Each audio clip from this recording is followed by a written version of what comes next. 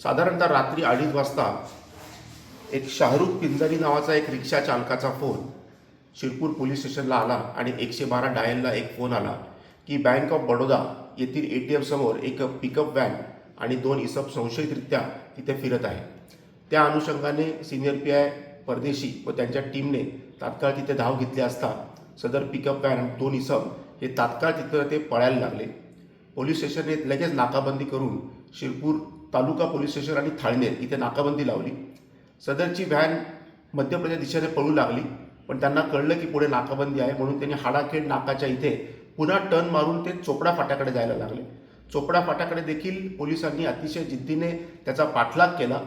चोपडा फाट्याच्या इकडे संबंधित व्हॅन टाकून हे दोन्ही आरोपी पळून गेले।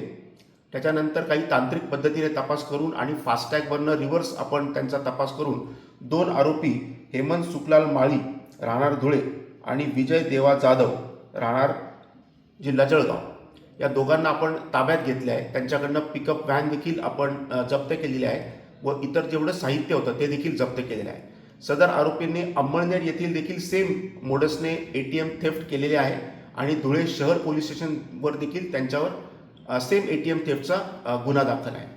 मी आपल्या माध्यमातून सगळ्यांना एक आवाहन करू इच्छितो की ज्याप्रमाणे शाहरुख पिंजारी रिक्षा चालक यांनी पोलिसांना अतिशय योग्य वेळी माहिती दिली आणि आपण हा इतका मोठा गुन्हा उघडकीस आणू शकलो, तसेच सर्व नागरिकांना असे आवाहन करण्यात येते की कोणत्याही स्थितीमध्ये आपल्याला काही सस्पिशियस आढळलं तर तात्काळ 112 डायल 112 वर आपण कॉल करावा। धन्यवाद।